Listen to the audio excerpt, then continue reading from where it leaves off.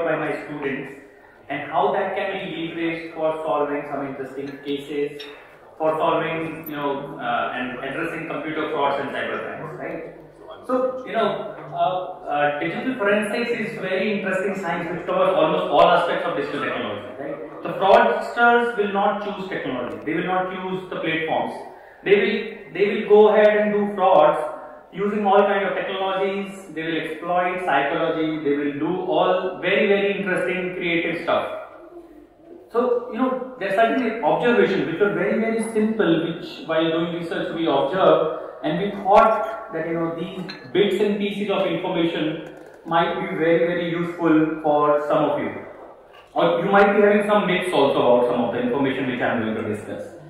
I'll start with some of the questions which I will ask, and I'll request you to probably think answers for it, and if you want to share the answer beforehand, you can share the answer, and then I will go ahead with my things. So think about these things. What happens if you type gogla.com, right? And what will happen if you type this? What is here? Can you think of something? The first one. What was the second one? Okay. Okay. What connects digital forensic solutions? What is commonality among all kind of digital forensics which we do? What do you think is commonality? What connects everything in digital forensics? You can again think of, and I'm sure that this is a difficult question, the number 3, because I have my own perspective and you may be having your own perspective, but I will reveal it soon. On the right side, there is an image of a Lakme Kajal pencil. Can you tell me whether it's genuine or not? Let's say you are on Amazon.com or any other e-commerce website, you type, you're buying something for your better half or somebody, and then you have to decide 120 rupee Kajal pencil is available in 80 rupees, whether it's a discount or it's a counterfeit, whether it's a scheme or it's something else. So these are some of the things which inspired us to take up some of the research problems, because what previous speakers told, there are Venkat from DSCI told about privacy, I'll come to that, and Sujit discussed all about electronic devices, which are very important research. I will discuss those also partly, but then lot of frauds are happening, which are happening to make money or to give you counterfeit products, right? The economy is dependent on lot of other things, and their frauds are happening, and the revenue loss is much higher. And those are the problems which people are not probably worried about. So when we are targeting very high-end frauds which are happening to, let's say, mobile phones or electronic stuff, there are certain very on ground, down to earth, very simple frauds which people are doing, and there are no solutions for that, right? So I will discuss these things. And let's start with question number 3. What connects all digital forensic solutions? So, when I first started my digital forensic research, the first thing which I was told was Locard's principle. Right? Locard's principle says that every contact leaves a trace. That means you cannot come into contact of an environment without touching it in some way. So that means if you are here, your touch points are in this room. The fiber which is there on the carpet might be in your shoes. Your fingerprints must be there on table, chair and walls, glasses.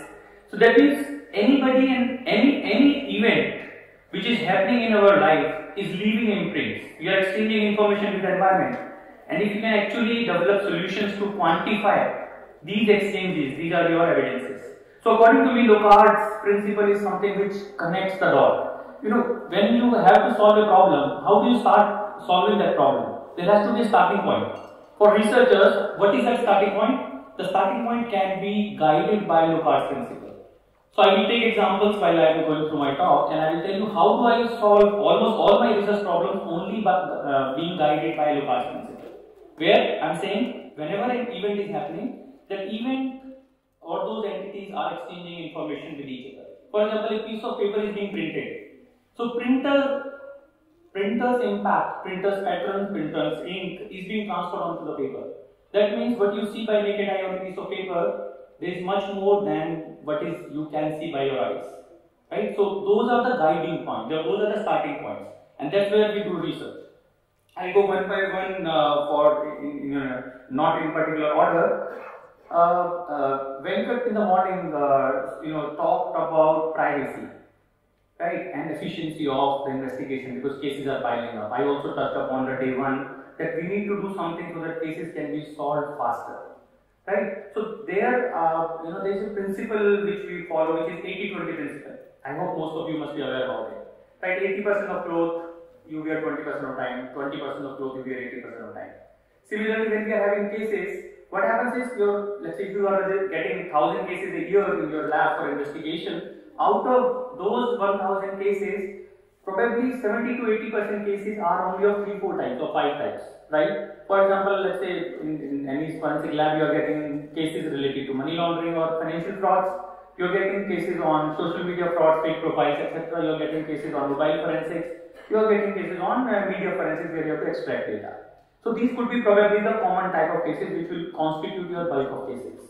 Right? So can we leverage this 80-20 principle while solving these cases by automating these cases?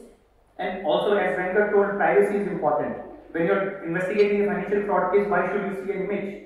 But a criminal might have renamed an Excel file, let's say banking transaction.xls as let's say birthday photograph.jpg, right? So without opening a file which is a photograph, how do you know whether it is an Excel file or not? Though there are techniques, right? Media forensics tells you can do data carving, you can do various things because files on disk are bits and bytes, right? So how does an Excel file in physical form, in bits and byte form, different than a JPEG file? There are algorithms for that, right? You can do byte frequency analysis, you can find headers and so on. So there are methods which are available, but then legal constraints going forward which say the privacy of a person needs to be maintained. How do you enforce it technically?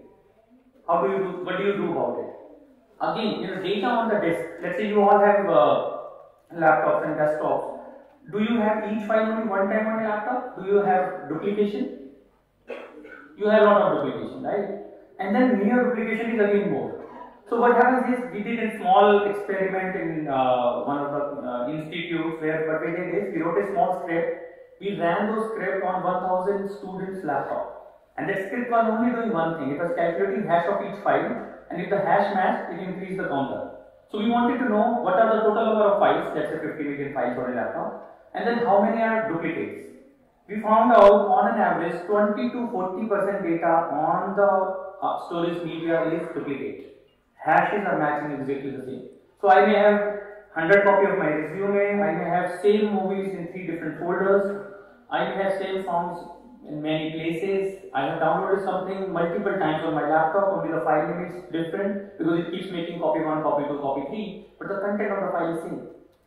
Right? So when we are doing investigation, that's where these things become important, and I will tell you how they become important. So what I was discussing is, we need to make sure we need a system which is privacy preserving forensic investigation in an automated manner which can speed up the case solving process for at least the common cases. Right? So it will apply to 80% of the cases. And what we did is, once we did this exercise, we also found out, let's say you have a resume or a CV where you made incremental changes. Those are not duplicates, they are near duplicates. Near duplicate is something which can't be identified by a normal hash. So if I had given one letter in my CV and save it as a different version, those two are not having same hash, so they will never be duplicates. But then 99.9% data in both the files is same. So duplicates and near duplicates constitute 50% of your file on a media. And when you are doing imaging, you have to do imaging of each bit and byte. That means, once upon a time we had 100 or 200 and 500 GB hard drives. Today it is 2, 3, 4 TB hard drives. So hardware speed has increased, hardware quality has increased, but time taken to do an imaging of a media is same because media size has also increased. So there is no change in this imaging process because we have to copy each bit and byte, and we have to make sure the hash is same. So we are doing something known as intelligent imaging. This is a technique where we are leveraging on duplicate files and near duplicate files. So what we are doing is, instead of having multiple copies of duplicate files while we are imaging, we can have a method where these files are substituted by, let's say, reference hash, and then metadata of the file is preserved. So So if I have 100 copies of same file, I will keep the name and the metadata of all 100. But instead of keeping the content, it's like cloud, right? Or your Gmail or any of your Google Drive. If you have multiple copies, they don't store multiple copies. Like if I share a video file, if you share a photograph of this conference in a shared WhatsApp group like we are doing, it is not having that many copies as many users are there. It keeps only the references. So there is only one copy which WhatsApp is storing on the server. There is only one copy which probably Google Drive saves if the file is exactly the same. So these kind of things can be leveraged to do intelligent imaging, which will save a lot of space while I am making an image, and hashing algorithms can be weaved in a way so that whenever you want, you can deflate it and get back the exact image and you can have the same hash. So this is how you play with hashes, where you are maintaining the admissibility and integrity of evidence. It can be replaced and it can be deflated. It's like an inflated and deflated version. On your operating system, let's say if you have to install a Windows particular version, at least 2 GB space is required for your operating system files, which are never changed. Those DLLs, once they are in your computer, 98% of DLL will never be touched. If you go to see Windows and start to see the access date and timestamps, they are rarely used. And if I know what particular version of OS you have on your computer, same set of files are there on Microsoft site also. So what I can do is, while doing imaging, if I can check what software version you are having and what is the location, apart from the metadata, actual content which is there in the DLL files, I need not do imaging, because that can be deflated referring to and linking to Microsoft website.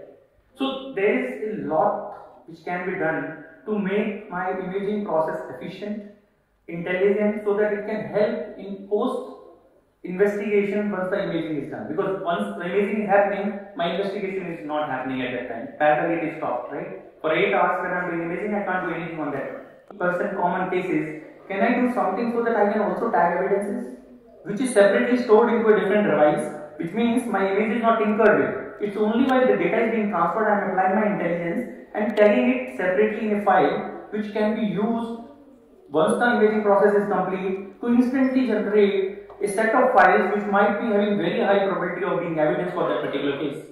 Otherwise, you will start sequentially. So this is a parallel process. So that is something we are doing. We have got quite a bit of success in that. Maybe in a couple of months we will be coming out with a research paper detailing. So this was the thing which I am saying. Once the intelligent imaging is done, what I can do is, for example, let's say there is a document fraud. Let's say I have generated counterfeit documents. I am making fake licenses, fake degrees. So what will happen is, I have a degree sample. Let's say CBSE 12th class mark sheet I have as a reference document, and I am making lot of 12th class passing certificates for many people by taking money. Which means, in a folder, I will have a reference image, and then I will keep substituting this image as a new image. Let's say Gaurav certificate and Saurabh certificate and XYZ certificate. So what will happen is, if I get a folder where I have almost same dimension of an image, almost same size of the image, date and timestamp of creation almost similar, because you will only modify. Some of the data, date stamps or the timestamps and the metadata will be common. So on a folder, on a media, if I have hundreds of similar files which are same in dimension, same in probably share the, let's say the name shares a substring, those are good enough examples to tell me that this folder contains data related to counterfeiting of documents. Right? So if I have a folder, let's say if I have a document file into C Windows program files x86 and I am storing a document file, it is not there otherwise. Generally, no document file is there into C Windows folder. What it is doing there? So this is a metadata tag which tells me that somebody is trying to hide a file.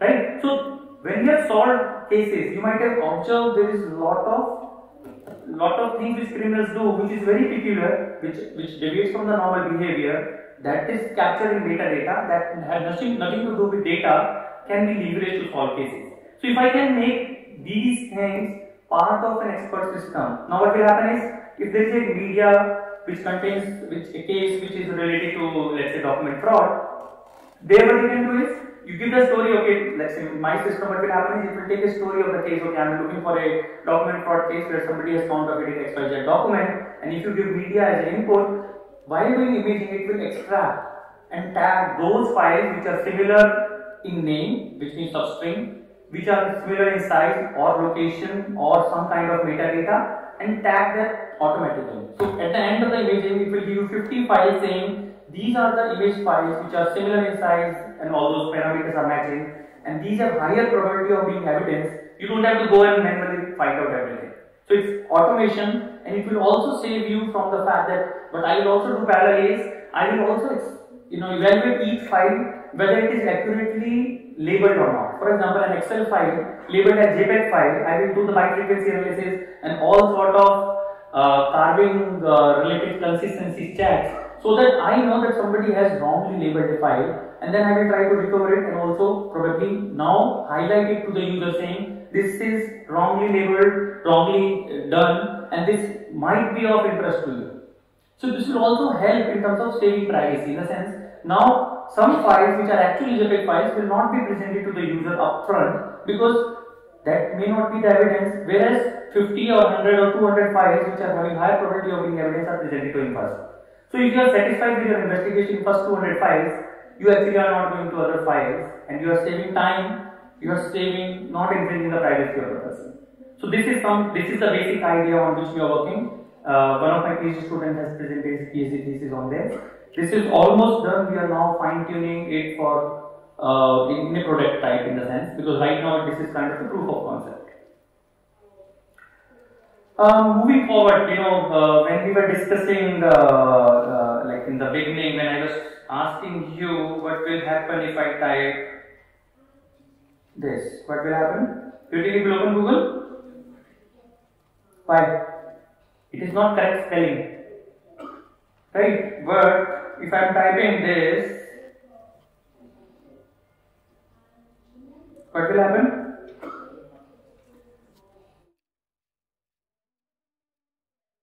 Right? No. Reason is, it's not, oh, it's 0. So people, when we talk about very simple small frauds, like, people are doing on Paytm, UPIs, OLX, and social engineering, there are a lot of things can be stopped if the technical solutions are developed which can capture these kind of things.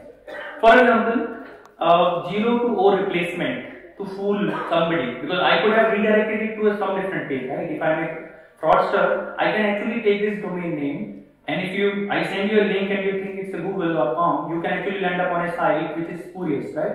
Which is malicious. So idea is, let's say if I have top 10, top 20 or top 100 websites for which I can get data from various data traffic web crawlers which are ranking the sites, they will tell me Google, Yahoo, Facebook, they are the common sites, right? So what I can do for them is, if I develop a very small plugin which browsers can carry, what they can do in that case is, they can check for similarities or the differences which are there. For example, olden days I used to see ring versus ring. Ring is a scope and duplicate used to come with ring. M and N looks very similar. They used to exploit this psychology.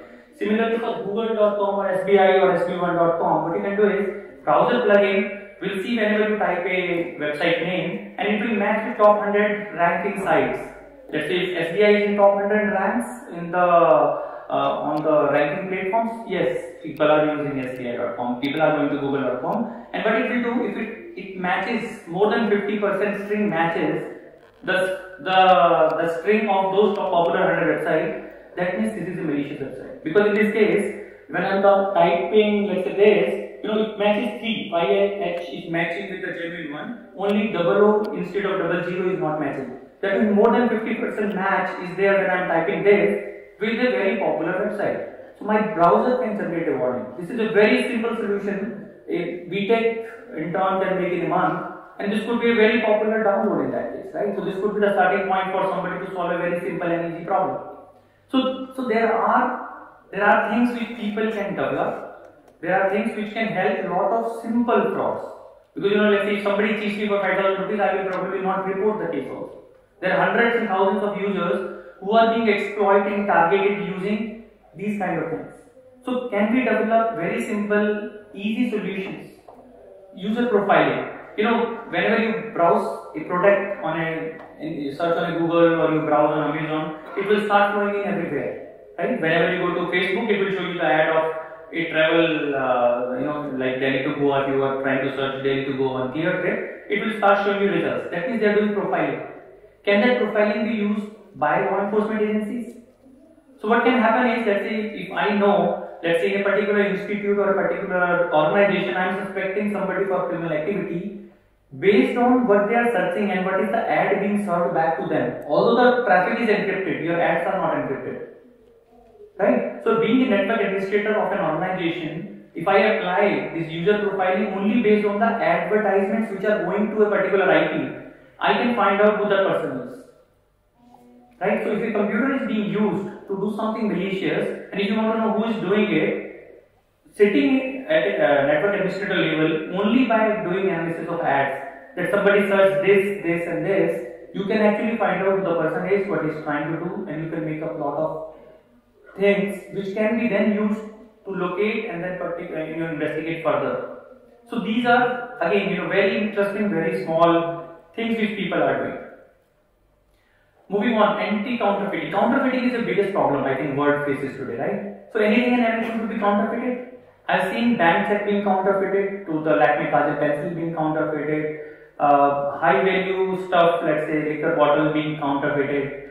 Like we had a research paper where admit cards are counterfeited, mark sheets are counterfeited. I have yet to come across a document which cannot be counterfeited and has not been counterfeited. People do all sort of things because paperless world is still a distant dream, right? So a lot of research me and my students has carried out on developing solutions targeting various hard copy or non-hard copy documents for detecting whether the counterfeiting has happened or not, or for solving and restraining the counterfeiting which can happen, so that the value can be preserved, right? So I will start with very basics. The simplistic or no voice way of doing a counterfeiting of a document is you scan it and you print it by computer, do a color print, right? So my driving license used to be an offset printed document. My mark sheet of 12th class is an offset printed document where something has been printed by black color, which is my marks, on through a computer, but the complete document is not a computer printout, right? So there is no document which you use in your daily life regularly which is a completely computer printout. Mostly they are offset printed, partly computer printed. So if a document is given to me and which is being claimed as original, we have a very simple test which we can run to find out whether the document is counterfeit or not. I'll show you an example.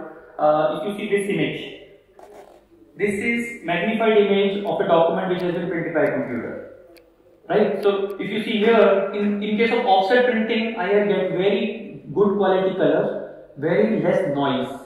Now what printers does?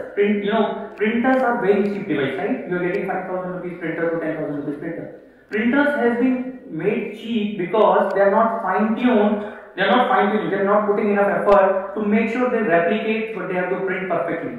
They only do printing perfect for your naked eyes.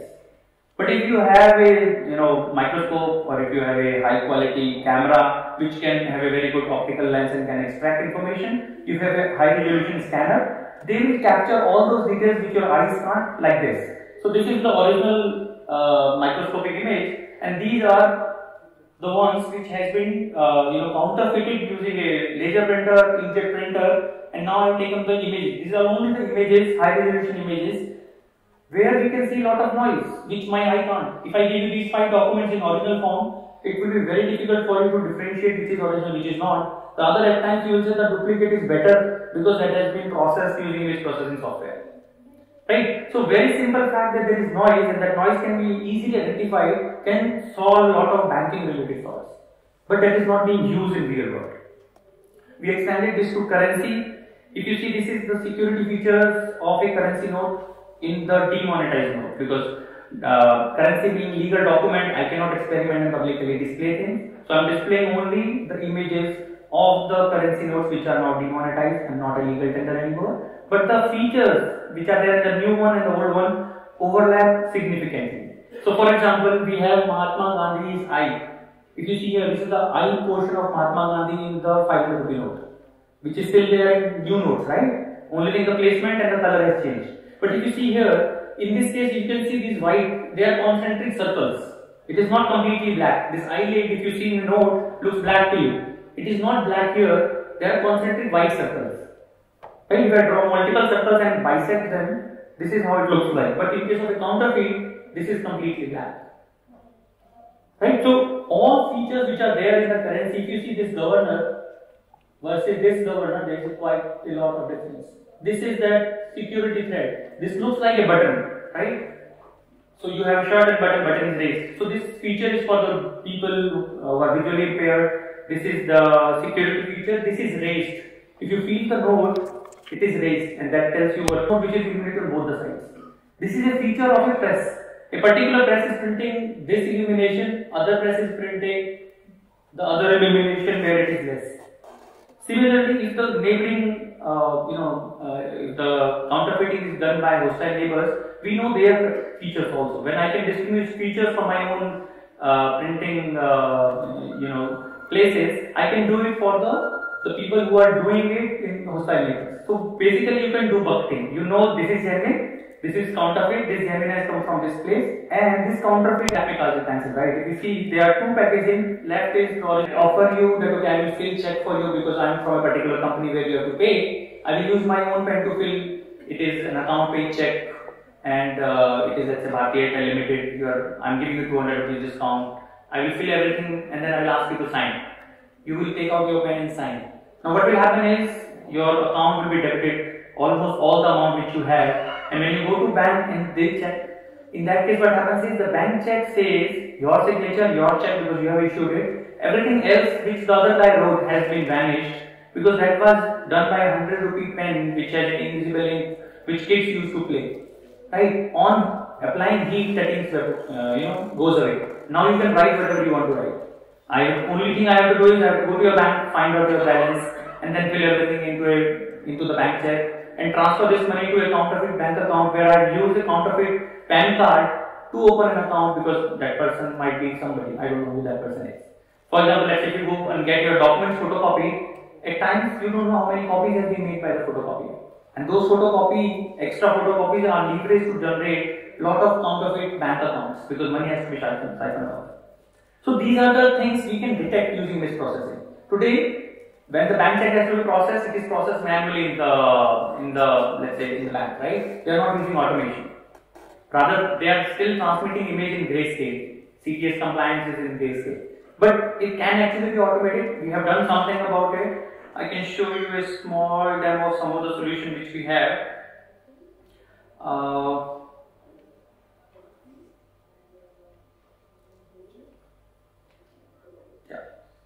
It is bank check. It's a small tool which we have wrote. We are now fine tuning it. It actually takes and checks as an image, and then it will identify what are the things we need to check where things can go wrong, and I will explain what it is doing. Now what is happening is these are the area of interest. Somebody can write here something which can go away later on. So this is an area where we have to check whether the invisible ink is there or not. This is the area where we have to check whether more than one pen has been used or not. For example, this is something I have used this 5 extra. So this was added, this 5 has been tinkered with. Date could be tinkered with, signature could be printed on. But I can do is I can steal your check, I can scan your signature from a leave application and can print in color. So your signature could be your signature which bank will pass, but it could not be done by your hand. It might have been done by a printer, color printer. So all these things we can process, and what we do is we are processing and the results are being shown in a way which says whether the invisible ink is present or not, whether the let's say double ink is present or not. So these are very simple small utilities which we have developed. Otherwise these things will go to forensic lab. It will wait for a couple of years because they have pendency of many years. These can be instantly verified. So this could be one way using which banks can stop fraud, because right now what happens is once the fraud is reported by you, bank will give you money back and the case will go on. After 2 years report will come, okay, this check was counterfeit or was produced or was tinkered with or tampered with, and you probably are not liable as a user, but as a country, as a bank, we are having NPAs and losses. So this is one thing which we have developed, again a proof of concept. And I'll show you one more thing where we are saying how can we authenticate a document. Let's say something is being issued and I need to authenticate it in real time. Right now, today, if I have to authenticate a document, the only way to authenticate a document is to go to the source who has issued it. For example, if I have a 12 mark sheet and I claim I got 99%, the only way you can know whether I got 99% versus something else is to go to CBSE, right? Because there is no other way. So, let's say the person who is issuing this document, be it CBSE, be it the insurance company, if they incorporate the solution which we have done, and I'll show you a demo of it and how does it work, and I'll explain in the video itself how we are doing it. Okay, it is working here. So what we have done is we have changed a small component into the mark sheet, which is, while the mark sheets are like this, we have taken all the dynamic data about a particular person. Let's say in this case, student name, school name, marks, and whether he passed or failed and when we did it. We took all this data, encrypted it, digitally signed it, and we put this data here in a QR code. There is no novelty here. Right? Till now, there is no novelty. Anybody can take this data and sign it and put it into a QR code. Now, what happens is, in most cases today what is happening is, if you have to verify this, you have to extract this information from here and manually verify. From this document, you can extract the information from the QR code, unsign it using the public key, because signing has happened with the private key. You can extract the information and you can match it. Problem is manually. How do you do automatically? Because this is an image. When I am giving you a PDF file, when I am giving you a scanned JPEG image, this is an image. You can extract and manually match, but if you have to do it, let's say college is giving admission for BTech, there are 5 lakh applications, out of which 4 lakh have done their 12th from CBSE. How can somebody verify 4 lakh documents instantly manually? Manually it is not possible, manually there will be errors, manually it will be time consuming. So we have the contribution which we have made here is, it is an automatic process. Now I'll show you how. So if you see here, this is a document where we have done this. We tempered it, right? Because we have to show whether tempering works or not. So what we have done is, we have opened it into a Photoshop. Now what we will do is, we will make some suitable changes suiting my requirement. And I know how forensic labs work. When you send them a document for tinkering, they will see whether you have changed, because when I am tinkering with it, I will use probably a different font. My alignments of the changes which I am doing might not be perfect. So they will use something known as VSC, Visual Spectral Comparator, or a very high resolution microscope to see misalignments, to see change in fonts, as I showed in the Kajal pencil, and all those kind of things. But now, an experienced criminal will not do all those things. What they will do is, they will choose the font from the document itself. They will align it by zooming out and perfectly place it. Let's see how we do it. I have taken 6 because I want to increase my marks. I have placed 6 at the right location, but then I have a particular number which I want to score, so I am taking it off again and then I am moving it here. So it says it is now aligning properly and perfectly so that there is no misalignment. Same font from the document has been used, so it will make life for the forensic scientist very, very difficult. And that too, the term will come after 2 years probably, right? Now I want to make it 99 instead of 79 because in number I have 99. I can move it. There is still a problem because 90 and 9 has more gap between them. It is not that much gap is there. So now I will push it closer. It comes near to it so that it looks authentic. And then I will save this as a document. Now I have 2 documents, 2 scanned documents. If I send it to you, it is very difficult for you to find out which one is right, which one is not until you go to CBSE, or else you send it to forensic labs where term, I don't know when it will come. So what we have done is, and otherwise manually somebody can identify, but manual it is very, very difficult. So we wrote a verification application which extracts all the information from the document, from that image perfectly. Reason is, anybody can do it using a OCR because mark sheets and other documents already have it, but they are not utilizing the full potential of this opportunity. This can be used and leveraged to do an automatic authentication. I'll just go forward where something has been changed, and I will go for the authentication. Sorry. So it says one field has been tinkered with, and what has been tinkered with is date of birth.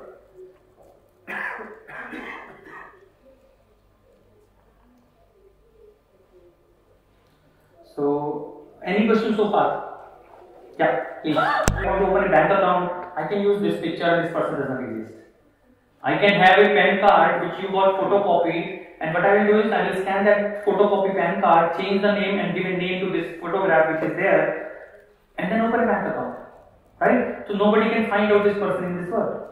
So you know, these are deep machine learning deep fakes which has been generated, and that can be used. If you see here, there is one more model.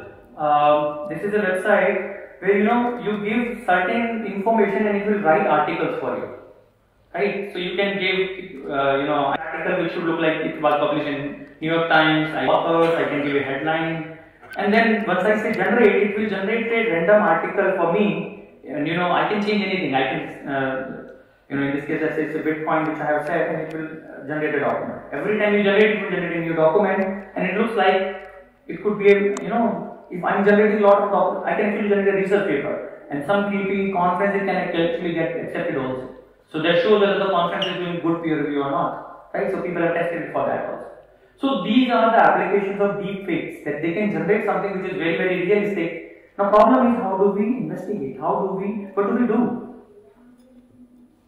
What do we do and how do we do, right? So the thing is, whenever I am using technology, there will be something which it is not doing right. So that's where the researchers try to find out what is not right and which can be leveraged to detect whether first of all it is counterfeit or non-genuine, and then probably further investigation can be done. For example, in fake videos which are not very properly done, you can have number of eye blinks as less compared to an average eye blinks in a video. So if I have 1 minute video and it has 60 eye blinks for a person, the video which is fake in 98 to 99% of the cases, the number of eye blinks will be 40 to 45.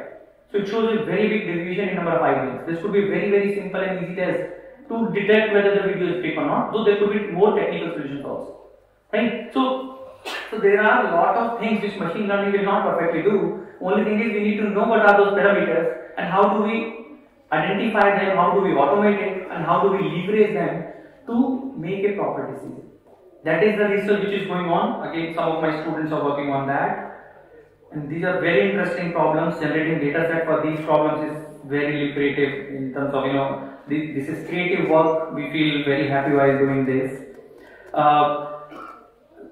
We have to also think about proactive forensics, because when you solve a case, not always you are successful, because there are certain things which criminals will do which will make your life very, very difficult. So we need to also think that what are the appropriate changes we need to do in security systems while developing a security solution, or which can help me later on for doing the proactive forensics.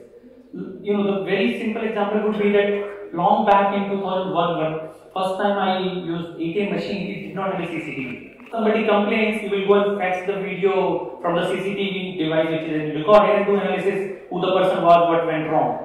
But probably what we can think of is, because CCTV is recording real-time video, if we have a machine learning based image processing system which can detect objects in that video in real time, I can detect whether the person is wearing a helmet, I can stop the machine. I can detect a knife, I can detect a gun, because object detection using image processing in a video is a very common knowledge. Only thing is, it is not integrated with an ATM machine.